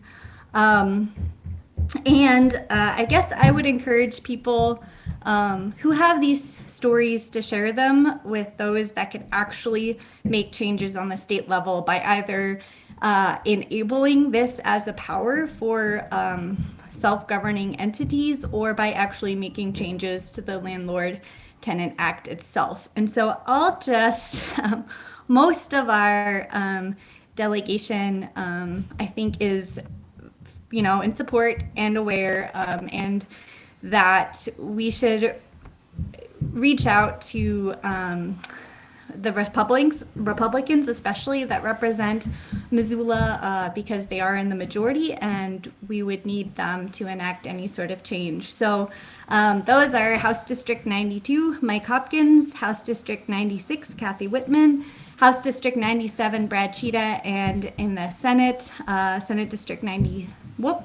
47, and that's Dan Solomon. I think it is really important that our state level representatives hear what we hear, because we need them on board for, to make some of these really big changes that would allow us, to make housing in Missoula something that's more accessible and more attainable to a broader sector of people. So I'll just leave it there, and hope that the same folks that come and reach out to us also reach out to the people that can actually make a difference on this subject. Ms. Merritt. Thanks, and I appreciate, Mayor, your convening a group involving the property managers and landlords. To me, one of the most important things is to keep people who are currently housed, to keep them in their housing it's going to be, I mean, it's better for them, period. I can't imagine the stress of getting evicted or having your rent raised so that you're just having a financial eviction, even if it's not a legal eviction. In this age where we've got a less than 1% vacancy rate in Missoula. So keeping those people who are housed in their homes is key. And I would be happy to help in any way possible with that. You know, a year ago when the pandemic first started, a number of my colleagues here on council signed a letter addressed to the property managers and landlords of this community, asking them to please consider whatever actions they could to help keep people housed. And I continue to think that that is the most important thing. I wanted to mention a couple of things that are available to landlords. So the Montana Housing Emergency Rental Assistance Program is not just for renters. Landlords can apply for that money. And if you need assistance in doing that, you can contact the state. And there, I understand that there is also an employee at the Missoula Food Bank who is assisting renters with filling out the application necessary to get that assistance. And perhaps they can help the landlords as well. That money for renters, you can also apply for assistance with your utilities through the Montana Housing Rental Assistance. Up to $300 for past due utility bills. And then I wanted to mention one other thing. So our friends and neighbors at Homeward have a position in their organization who is a landlord liaison, and his name is Alex Ramsick. And that position was designed to assist landlords with renting to people who maybe have higher barriers. And that is really important. So if you're a landlord out there and you're having trouble with a tenant, or you just are nervous about renting to someone who has a Section 8 voucher or any other type of barrier, that landlord liaison position is there to help you through that. There's actually a risk mitigation fund that I know that I've heard it from some landlords that they're concerned about renting to people who have something in their background that might be concerning. That risk mitigation fund is available if you become one of the property partners through the landlord liaison office. So please, let's do our best to keep our Missoula residents who are housed in their homes. That's the best thing that we can do for people. Ms. Anderson. Thank you so much, Mr. Mayor, and thank you to my fellow colleagues, especially Ms. West. I think it's really important. I know when most of us, I won't speak for everyone, myself, when I ran for city council, I did it because I wanted to help my community and I wanted to give back. And I was excited to dig into this role and figure out the ways in which I could affect change and make a difference in people's day-to-day lives. And we've been able to do that. But the thing that has surprised me the most in my time on council is the size of our decision-making box. We are try to be creative within the box that we are given, but we are limited by the rules set forth. We are a city within a county, within a state, within the federal government, or a bigger country. And we have all the different levels of law and who controls what. And when it gets down to us, even though we're the most accessible, we're the ones you run into at the farmer's market, where we have on our decision-making box is surprisingly small, and I know it is a source of frustration, especially around land use in this issue. And to couple that with the infuriating last legislative session that felt like day in, day out was an attack on Missoula and some of the things that we were trying to do and some of the creative things that we were trying to do. I mean, they actually called it out on the legislative floor saying, well, we're doing this because Missoula did X. It was incredibly frustrating. And when talking with my fellow friends who are legislators, I would ask them if they would hear from the public the way that we hear from the public, and they don't.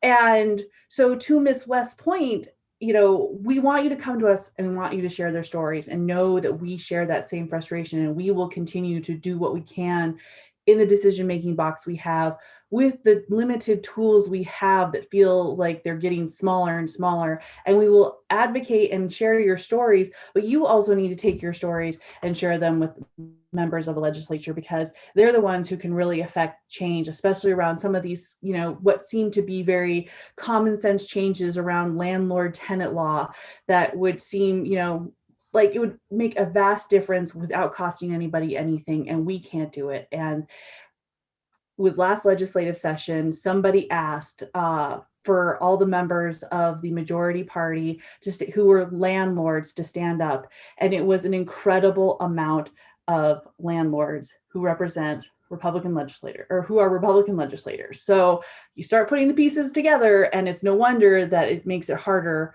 for us who are trying to do the right thing, who are trying to do the thing by the most people, that our, laws and rules are not getting easier.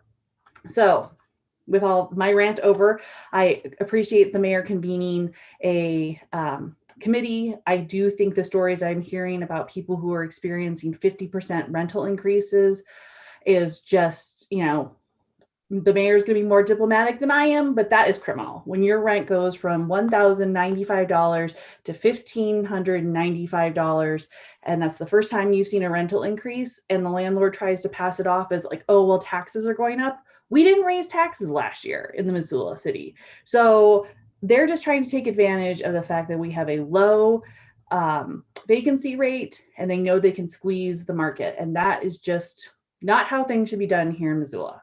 So the mayor will diplomatically take this on, and I will be cheering on his efforts. But I'd like to transition quickly to a happier note. The Hellgate Band, I know Gwen would have said this, but she had lots of other important things to say. They are raising money for their food truck. They are doing outdoor concerts on Thursday nights. If it doesn't snow this Thursday, they may be at Big Dipper from 7 to 8, but they will definitely be there the following Thursday. My husband or my family and I went last week, and it was so much fun. We got ice cream. We got to see people out and about. These kids are obviously having a wonderful time playing amazing music. Is one of the cool things about Missoula. So come out, support our local band, support our local business, see your friends and neighbors. And I encourage you this Thursday and following Thursday from 7 to 8 at the Big Dipper. So thank you, everybody, and for indulging me with a little time tonight. And Mr. Von Lossberg. My comments would be largely redundant with yours and my colleagues, but I would highlight the points that Heidi made. These are important stories to share, and I want to honor the people who shared those stories. It's difficult to do that. We've been hearing this in public comment. We've been hearing it, in email and in discussions. I'm appreciative for the stories, and I would highlight Heidi's point about state legislators needing to hear these stories as well. I've always been someone who likes to get in the weeds and work issues. The mayor mentioned, sanctioned camping and doing some further exploration there. I think it was brave of some of the staff folks to propose a temporary safe outdoor space. I was in some of the earliest conversations around that and was supportive then, and have expressed my support for further exploring that to the mayor. We'll keep working the other solutions available to us. Thanks. Mr. Ramos. I will pass. Thank you, Mr. Mayor. Ms. Cheryl. Yeah, thanks. I don't want to be redundant either. So I don't want to, I appreciate everyone's comments. This is a really complex problem of housing prices and people experiencing homelessness. I read an article recently that was talking about the federal tax base and talking about, like, in the 60s, corporate taxes made up 35% of the overall taxes collected by the federal government. Today, it is 7%. We can point to, pulling back from what we're doing locally and what we can do locally. We can point to wages not keeping up, the cost of medical care and the lack of insurance the cost of childcare, not to mention what I personally am experiencing as an outrageous price tag for college education. I mean, all of these are contributing factors. I guess I would just say, I like to be hopeful, and I could go down a rabbit hole in this and talk about some of the predictions for the increase in homelessness that they are thinking that we are going to experience nationally, which is the enormity of it is really just kind of hard to get my head around. But I do hope that with the incredible wealth disparity that we're experiencing in this country, the chasmic political divide paired with this pandemic, that this will somehow push us past what is a flawed theory of Reagan era economics, and to understand that this trickle down effect does not work. It has not been working. And I hope that this change is coming on a national level. And I hope that, the prediction of a 40% increase in homelessness nationally, when LA had 14%, they were absolutely in crisis. That was about 5-6 years ago. They were reporting a 14% increase. So, I do hope that one thing that might come out of it, other than a lot of suffering, is that we will be forced as a nation to push past what has been a flawed era in economics. And I appreciate the mayor's comments. I appreciate my colleagues' comments. And I feel like we are committed to doing what we can and what our sideboards allow in the city of Missoula. Mr. Hess, you're batting cleanup. Thanks. There's not much to clean up, Mayor. There's been a lot of good points, and I really appreciate it. It's an interminable problem that is so frustrating. This legislature watched as the median price of a home in Missoula went up by over $100,000 in the last year, and this legislature didn't do a damn thing about it.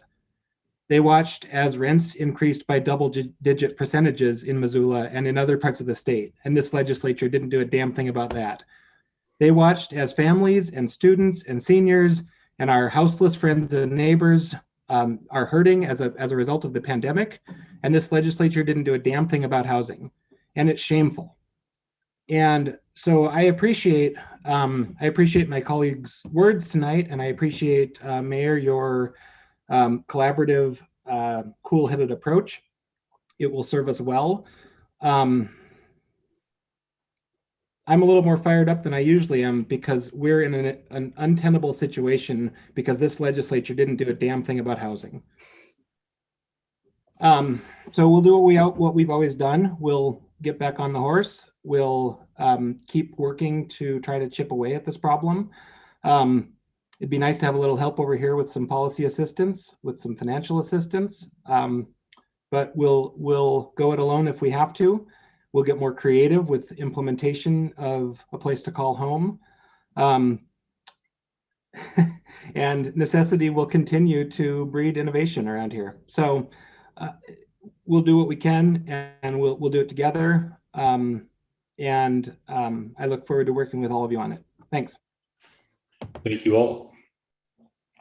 We don't have any committee reports this evening, ladies and gentlemen, nor do we have any new business. Are there any additional items to be referred? Seeing none of those, any miscellaneous communications, petitions, reports, or announcements? Seeing none of those, as always, and particularly I'm sorry, Mr. Van Osberg. Sorry. One miscellaneous announcement. I've expressed this before, but just wanted to make official after consulting with Marty and Emily Harris-Shears that my designee in my council president role for that spot on the Affordable Housing Trust Fund Oversight Committee will be my colleague Heidi West. I've spoken about why she's the perfect representative from council to fill that spot. I won't belabor that point. I'm grateful that she's willing to serve. So I just wanted to make that official. Thank you, Mr. Van Osberg. Seeing no other virtual hands in the air, as always, and particularly this evening, I thank you for your service, and we will be adjourned.